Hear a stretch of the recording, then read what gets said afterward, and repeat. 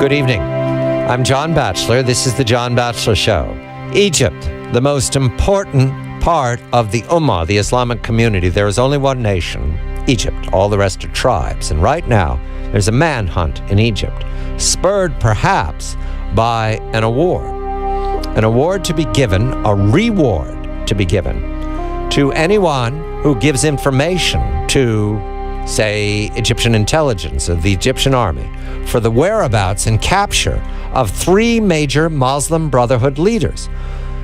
Who gives this reward is significant.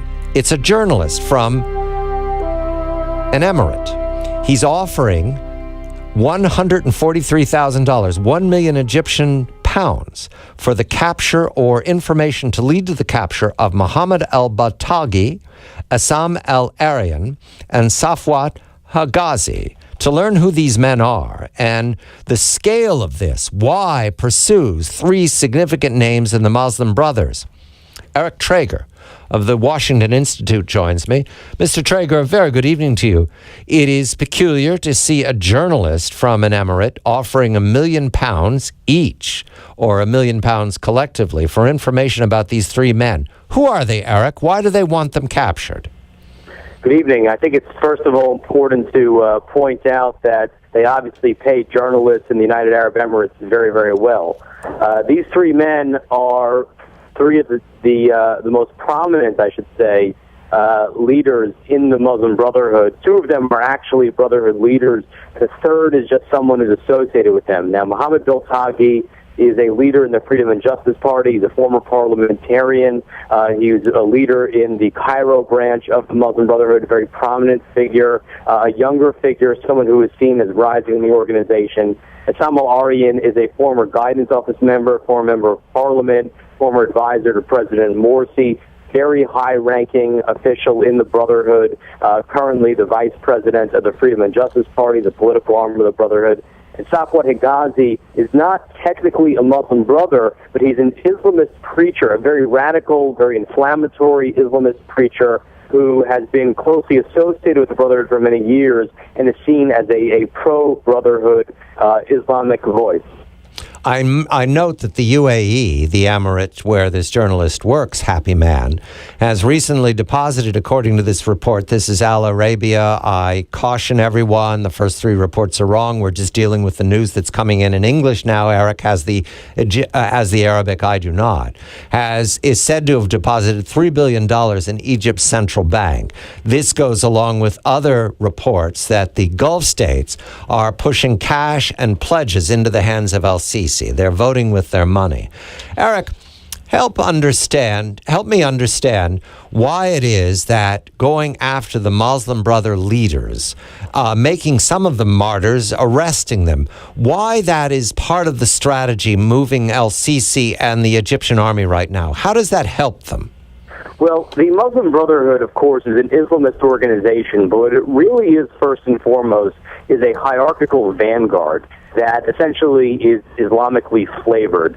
This is a top-down organization in which all members, hundreds of thousands of individuals, have taken an Islamic oath known as the Bayah to listen and obey the leadership. And there is a pyramidal chain of command that at the very top has a guidance office, which is about 18 members, that's the executive board essentially, and a shura council of about 120 members, which is basically the legislative body. And these 2 bodies make and execute decisions that are then passed down a nationwide chain. Now, if you want to disrupt an organization like this, what you need to do is not go after the rank and file necessarily, but you have to go after the very top of the organization. Because you take out the top and you take out the second layer, which is the provincial leaders, then you're basically left with even lower level leaders who are dispersed throughout the country and can't really organize any kind of national strategy. Think of it like the mafia. If you take out the Don and you take out the capo regimes,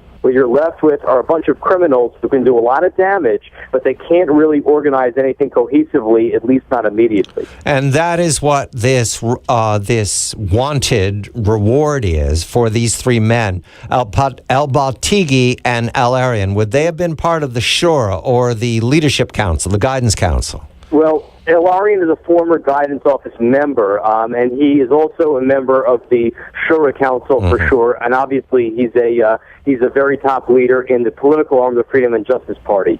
Beltagi is someone who was a leader in the provincial office, in the Cairo office, I believe, and who also served in a very prominent role in the media, and who's also seen as being very close with the youth of the Muslim Brotherhood and is effective in helping to mobilize them.